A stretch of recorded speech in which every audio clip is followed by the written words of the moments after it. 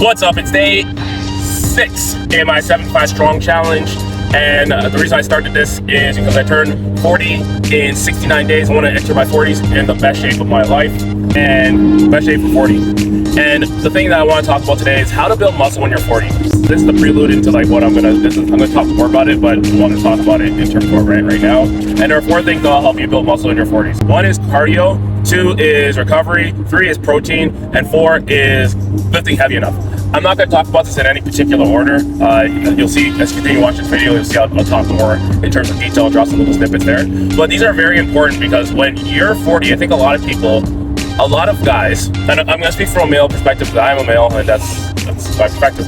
What happens is when you're young, you work out with your friends or you work out by yourself or you work out for a sport and you work out for however long you want, 2 hours, 3 hours, 4 hours, doesn't matter.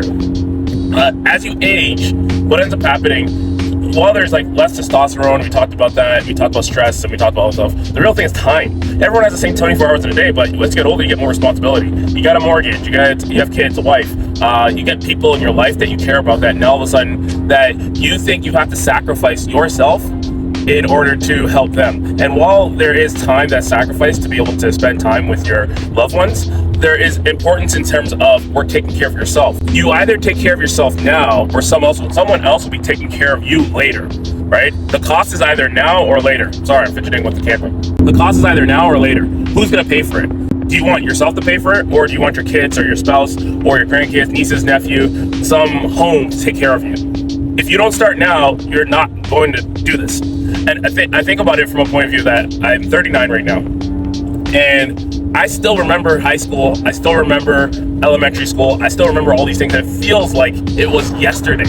And now I'm sitting in 2025, driving my car, talking to you. You're listening to some random guy on the internet. And I think about that and how fast it went. And if you don't do anything to prepare for the next day or the next year or the next 10 years, then it will just creep up on you and you'll be there. Let's talk about nagging injuries. I think this happens a lot, especially as you get older. You realize that your age catches up to you and you realize, oh man, I am not as young as I used to be. You can't just be picking up the rollerblades and start rollerblading. You can't just pick up the bike and start biking. And it's not a matter that you can't do that. If you've been doing that all along, then great. But you're gonna find that there's gonna be pain that you're gonna have that if you don't do something about, it just lingers. And pain that lingers becomes dysfunction later. Pain that lingers becomes dysfunction later. If you don't do anything about that pain today, what will happen is as you continue aging, it will become dysfunctional later on. And that dysfunction will really hurt you, right? It'll hurt you in a lot of different ways. I'll give you 2 pain dysfunctions that will end up causing a lot of issues later on. When you're looking at 2 main areas I look at with every single person that walks into my gym is shoulders and hips. So shoulders, hips. Now think about it from a point of view. Your shoulders, they do a lot of motion. You don't realize how much motion these things do. Something called frozen shoulder. Frozen shoulder is when you can no longer do some internal rotation or even externally rotate it out to be able to do anything. So it just sits, it just stays. Now what happens when that frozen shoulder happens is that you can no longer pull, push, open things, close things. You can't even do the reach behind, grab some snacks from your kids. You can't. But also, here's another big thing you can't do. You can't wipe your own butt. And while that sounds funny, it's not. Think about it from a point of view. How long did it take you to wipe your own butt? I have kids. I think it's very interesting. When you have kids, you start having this perspective on life that this is how long it takes a human to learn certain things. And generally speaking, you're not going to start wiping your own. You don't start wiping your own butt till you're like 3, 4 maybe, because it's just the mechanics of it and how far you got to reach. If you have a day, that's great, but think about that. You learn how to do this around 3, 4, let's just call it 5. Now you're 50 years old and you got frozen shoulder and you can't do it for yourself. You just lost the ability of something that you gained as a toddler and you can never get it back, or you can get it back, but it's going to be very difficult to get back. It's going to take a little bit longer. It's not going to be as simple as just, I'm just going to start doing some recovery. Recovery is important, but like understand, once you lose that ability, it becomes really difficult to gain it back. Next ability that you never think about is your hips. Your hips are important for sitting and standing. Now imagine that you sit on the toilet and you can't get back up. So right now, you can't wipe your own butt and you can't get up from the toilet. Is that independence? No. But you're not thinking about that in your 20s. You're not thinking about that. You're doing whatever you want and you're showing up and you got muscle and you're like, look at me, I'm jacked. Great, good job. You're 20. It's like you sneeze properly and all of a sudden your abs hurt. That's not the play. That's not the flex. The flex is when you're 40 and now you have muscle and you're at a lower body fat percentage and your cardiorespiratory fitness is good, your heart and lungs are good. These are very important places for you to be. I'm going to talk more, I'm going to continue watching this video. I'm going to talk more about these 4 things and why they're important, and important for your family, important for you, important for the next version of yourself or the next people that are going to be taking care of you wherever you are. It's very important to focus on these 4 things. The 4 things, just if you're deciding to stop the video right now, are routine, cardio, muscle, lifting heavy for muscle, and lifting heavy with intention, really.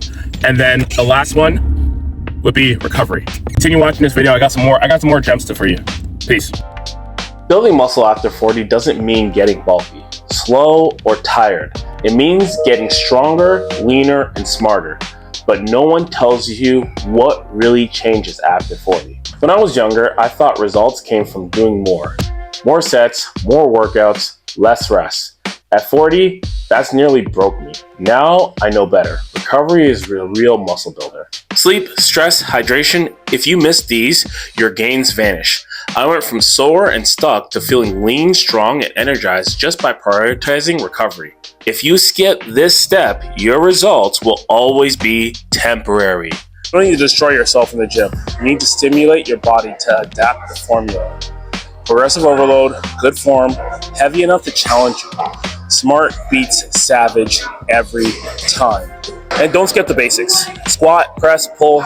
Focus on strengths you can use, not just look good under the lights. Comment below with your go-to compound movement. I'm interested to see what you guys are doing. I used to think that I was eating enough protein until I actually tracked it. Now I aim for 1 gram of protein for a goal of body weight, and my body thanks me for it.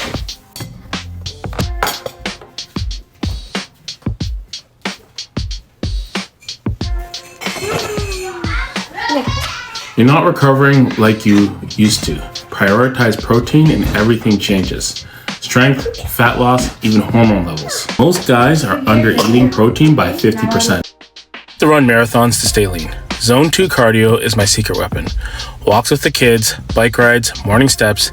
It's not sexy, but it works. Most guys over 40 either do no cardio or too much. Your job's to balance it. Here's a tip. Cardio isn't punishment, it's a metabolic ally. I've trained for 20 years, managed gyms, worked with pro athletes, but when I hit 40, what used to work stopped. So I had to rebuild the plan. Now, I'm in the best shape of my life, with more energy for my kids, more confidence in my shirt, and I don't live in the gym. You don't need a 6-pack, you need a system. One that fits your life, not just your workout schedule.